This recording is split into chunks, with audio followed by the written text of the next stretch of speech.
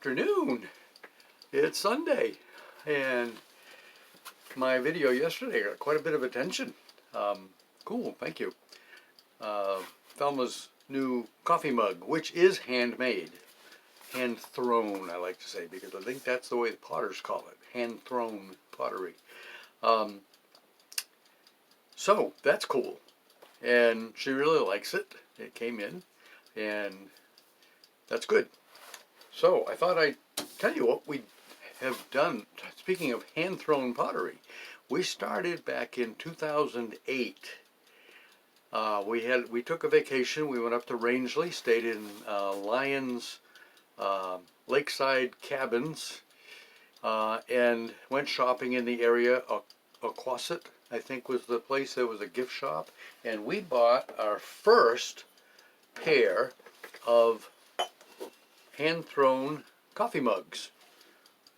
Natalie the potter, and apparently a Christian, because there's a little Christian fish on the bottom there. So we still have these. Thelma's has a chip out of the edge of it, but mine is in pretty good shape.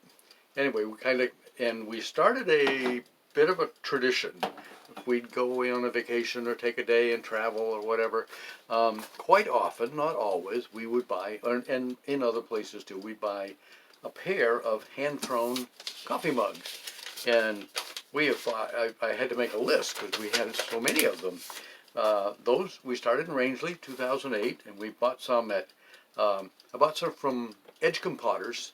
I used to work in downtown Portland, and there was Edgecombe Pottery had a shop there, and I bought a pair of mugs there. We still have those. I have to be careful when I use them, because if I come up too quick, it spits at me. That's the one thing I don't like about those mugs. We've bought a pair in Hollowell, Common Ground Fair, Oxford Fairground. We bought some up there, Lancaster, Pennsylvania. We spent a week down there one year and bought some at a shop there. That's one of my favorite mugs. Amish country. Bought some from LL Bean, and I was just looking in the cupboard when I took those out. We went to Plymouth Plantation with some friends.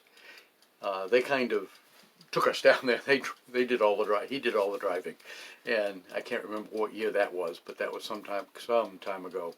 And we bought a pair of small little handmade mugs, and then they bought us another pair that were similar. There was ones we bought were Dutch style, and the ones they bought were English style. So we have two pairs of mugs from Plymouth Plantation. They're kind of a little bit smaller than a typical coffee mug, but they're kind of cool. They're cool little mugs.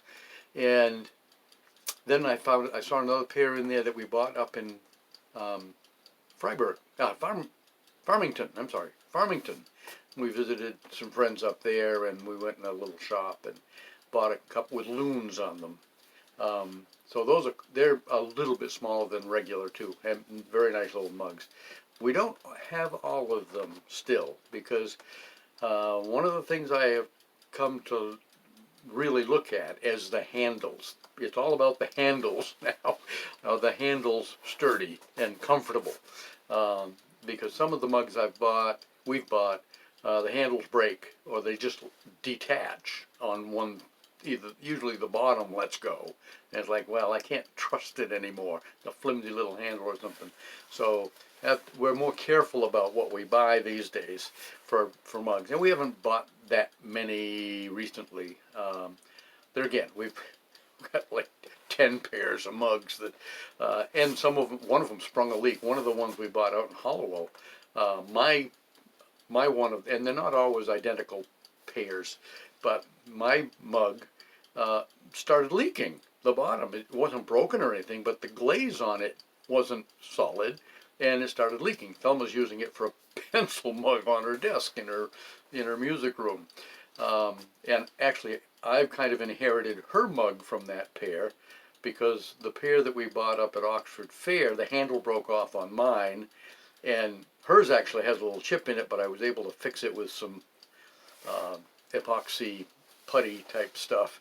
So she's happy with it. It's got butterflies on it. She's big on butterflies too.